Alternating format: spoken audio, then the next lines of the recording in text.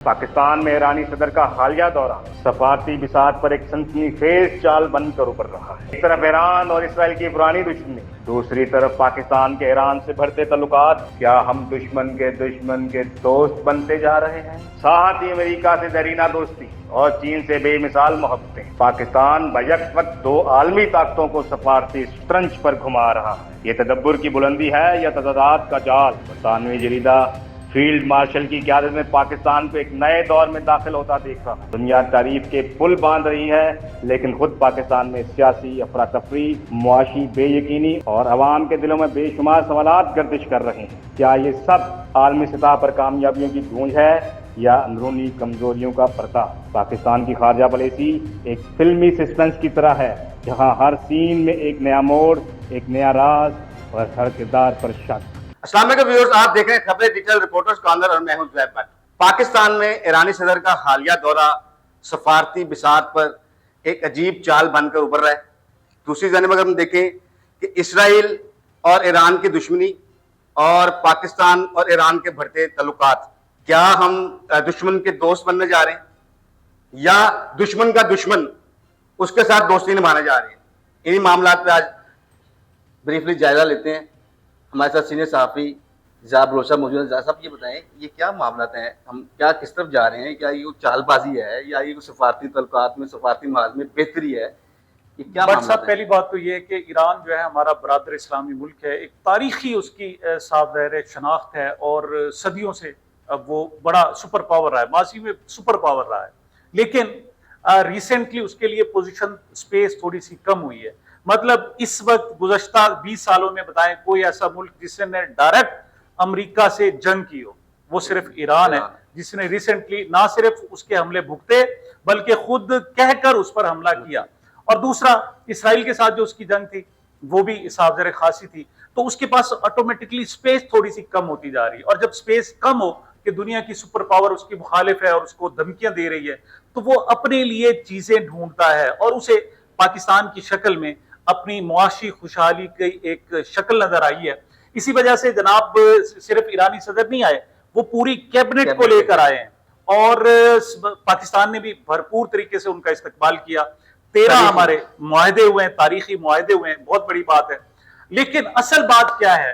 असल बात यह है कि ईरान को पाकिस्तान का रास्ता चाहिए। देखिए, जिस तरह चीन को पाकिस्तान से रास्ता चाहिए, CPEC, one belt one road जो है वो उस वक्त तक मुकम्मल हो ही नहीं सकता जब तक पाकिस्तान सिक्योर ना हो। पाकिस्तान से जाने वाला रास्ता जब तक महफूज नहीं होगा, चीन तरक्की नहीं कर सकता। अच्छा, ये इसे कहते हैं जनाब जियो स्ट्रेटेजिक अहमियत।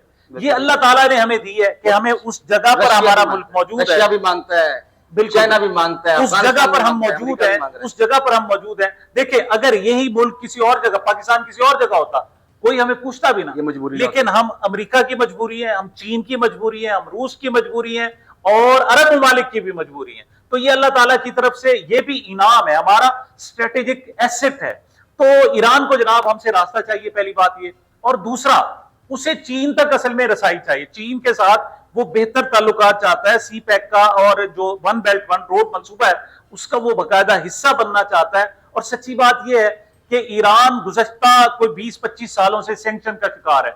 उससे पहले 20 साल खाना जंगी का शिकार रहा, फिर इनकलाब आया आयतुल्लाह खामनाई का, और उसके बाद एक खास, चूंकि उनका मकतब फिक्र है, तो उन पर सैंक्शन इतनी ज्यादा कर दी गई। अब जंग में उनका बेतहाशा नुकसान हुआ, लेकिन उसके बावजूद ऐसा है कि जैसे एक बंदा खड़ा है, वो इस वक्त भी बेशक बहुत टूट चुका है लेकिन खड़ा है, और वो पाकिस्तान की शक्ल में अपने लिए खुशहाली ढूंढ रहा है। ये अच्छी बात है कि पाकिस्तान दूसरों के लिए, अच्छी बात है, वो हमारे साथ वो ताल्लुकात बढ़ा के अपने लिए खुशहाली ढूंढ रहा है। हमारे ताल्लुकात भी थोड़े से गैर यकीनी से हैं। दो सुपर पावर्स जो एक दूसरे की मुखालिफ है, हमारी दोनों की साथ दोस्तियां चल रही हैं। एक तरफ हमारी जो है अमेरिका से मोहब्बतें हैं, दूसरी तरफ हमारी पिंगे चीन से भी बढ़ रही हैं। ये बड़ा जबरदस्त कामयाबी है। क्या है ये आपने बड़ी जबरदस्त बात की है। देखें, क्या हम बाहर के काबिल हैं? अमेरिका जो है वो इंडिया को इस वक्त आंखें दिखा रहा है। वजह कि आप तेल खरीदते हो रूस से और हमसे क्यों तिजारत करते हो? मतलब अमेरिका भारत को इतना भी बर्दाश्त नहीं कर रहा कि वो रूस से तेल खरीद सके, जबकि हमने सी पैक चाइना के साथ बाकायदा सी पैक बनाया हुआ है। لیکن ہمیں قبول کر رہا ہے. یہ پاکستان گزشتہ ایک صدی میں ہم دیکھیں تو ایسا کبھی بھی نہیں ہوا. دیکھیں پہلے دنیا کیا ہوتی تھی, یونی پولر تھی, صرف ایک چودھری ہوتا تھا, پھر بائی پولر ہوگی, روس ہو گیا اور ساتھ امریکہ ہو گیا, بائی پولر ورلڈ ہو گئی, دو بڑے چودھری ہو گئے. اچھا, اور آدھی دنیا ایک طرف چلی گئی, آدھی دنیا دوسری طرف چلی. پاکستان خود بھی امریکی کیمپ میں رہا. یہ الگ بات ہے کہ ہم نے وہاں سے کیا حاصل کیا, کیا حاصل نہیں کیا. 1965 کی جنگ میں تو ہمارے لیے مدد کے لیے جناب بیڑا آتا آتا جناب, مطلب یہ ظلم ہوا. 1971 میں ہمارے ساتھ زیادتی ہوئی. لیکن اب پہلی بات تو یہ ہے کہ دنیا ملٹی پولر ہو گئی ہے. اب ہر شخص چودھری ہے.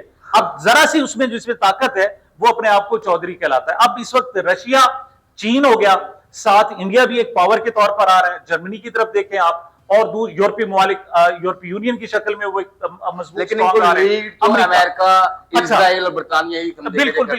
اسرائیل تو ایک بغل بچہ ہے نا جی, وہ تو ایک ایسے سمجھیں کہ ایک طوائف ہو, وہ چودھری کو اپنے اشاروں پر نچاتی ہے. اچھا, وہ طوائف ہے, سیدھی سی بات ہے. اسرائیل جو ہے وہ ایک طوائف ہے. وہ چودھری کو چودھری جس طرح چاہے گی اسی طریقے سے ناچے گا. چودھری کو وہ کہے گی امریکہ کو آپ نے جناب ایران پر حملہ کرنا ہے, وہ کرے گا. وہ کہے گی فلاں کے ساتھ آپ نے زیادتی کرنی ہے, فلاں کو آپ نے دھمکانا ہے, وہ دھمکائے گا. اس وقت صورتحال اس کی یہ ہے. ورنہ اسرائیل کیا چیز ہے, مطلب چونٹی کے پر آپ کے لاہور سے بھی چھوٹا ہے. مطلب پورا اسرائیل کو دیکھا جائے تو آپ کی لاہور سے بھی چھوٹا ہے, اور آبادی آپ کی لاہور سے کم ہے. مطلب ایک شہر سے بھی کم ہے. ان کی اسٹریٹجی ایسی ہے کہ دنیا میں انہوں نے بالکل جی, یہودی زبردست قسم کی جناب ان کی ملٹی نیشنل کمپنیز ہیں, ان کی انویسٹمنٹس ہیں, 205 کمپنی ہیں, 13,000 ان کی پروڈکٹ ہے, وہی وہ بیچ رہے ہیں. اب ہم پاکستان کی طرف سے آ جائیں. یعنی بھارت جو ہے وہ ایک سے پینگے بڑھاتا ہے, دوسرا ناراض ہو جاتا ہے. لیکن پاکستان کی جو اسٹریٹجی ہے ریسنٹلی بڑی زبردست ہے. اچھا, دی اکانومسٹ نے جناب آج سے 2-3 دن پہلے ایک زبردست قسم کی رپورٹ چھاپی ہے, اور فیلڈ مارشل صاحب کے حوالے سے. اس کا اصل میں بنیادی طور پر وہ رپورٹ یہ ہے کہ پاکستان بڑا کرشماتی انداز میں چل رہا ہے, خاص طور پر جو اس کا سفارتی محاذ ہے وہ زبردست ہے. وہ یہ کہہ رہا ہے کہ پاکستان فیلڈ مارشل کے زیر سایہ نئے دور میں داخل. بالکل, چین کو بھی ڈیل کر رہا ہے, امریکہ کو بھی ڈیل کر رہا ہے, ایران کو بھی ڈیل کر رہا ہے, عرب ممالک کو بھی ڈیل کر رہا ہے, بھارت سے جنگ بھی کر رہا ہے, بھارت کے ساتھ جنگ بھی کر چکے ہیں, ہم ریسنٹلی جنگ کر چکے. تو دیکھیں عام طور پر ہوتا یہ ہے کہ جو افواج پاکستان کے لوگ ہوتے ہیں نا, وہ سفارتی طور پر کوئی بہت بڑے سفارتکار نہیں ہوتے. لیکن فیلڈ مارشل صاحب جو ہے وہ ریسنٹلی انہوں نے بالکل ٹوٹلی ہر چیز کو سنبھالا ہوا ہے, اور انہوں نے آرام دیا ہوا ہے ہمارے وزیر اعظم شہباز شریف صاحب کو کہ آپ ریسٹ کریں. لیکن اصل بات یہ ہے کہ اب تک کی بڑی زبردست جا رہی ہے سفارتکاری ہے. اگر ہم یہ دیکھیں, دنیا متعارف ہو رہی ہے بین الاقوامی طور پہ, ہماری جو سفارتی جو پالیسیاں ہیں وہ نظر آ رہی ہیں کہ ہمیں دوسرے ممالک جو ہمارے متعارف ہو رہے ہیں ان کے سربراہ جو ہیں وہ ڈسکس کر رہے ہیں, ٹرمپ کر رہا ہے, پیوٹن کر رہا ہے, عرب ممالک کر رہے ہیں, متعارف ہو رہے ہیں. تو پاکستان میں کیوں ان کے خلاف جو ہے وہ پاکستان میں پاکستان میں امن نہیں ہے, سب سے بڑی بات یہ, اور جمہوریت نہیں ہے. فیلڈ مارشل صاحب آ گئے, لیکن در حقیقت یہ ہے کہ جو اس وقت سیٹ اپ ہے وہ جناب غیر یقینی کا شکار ہے.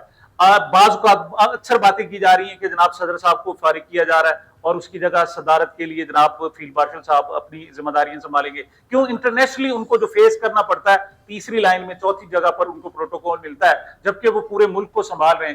تو آپ کو یاد ہوگا کہ مشرف جب اس نے ذمہ داریاں سنبھالی تھی, ایک وقت میں اس نے کہا چل بھائی کھڑا ہو, مطلب اس وقت صدر طارق صاحب تھے, وہ صبح تک صدر تھے, اور آدھے گھنٹے میں انہوں نے کہا جی قصر صدارت خالی کریں. وجہ کیا تھی کہ انہوں نے ایک غیر ملکی دورہ کرنا تھا.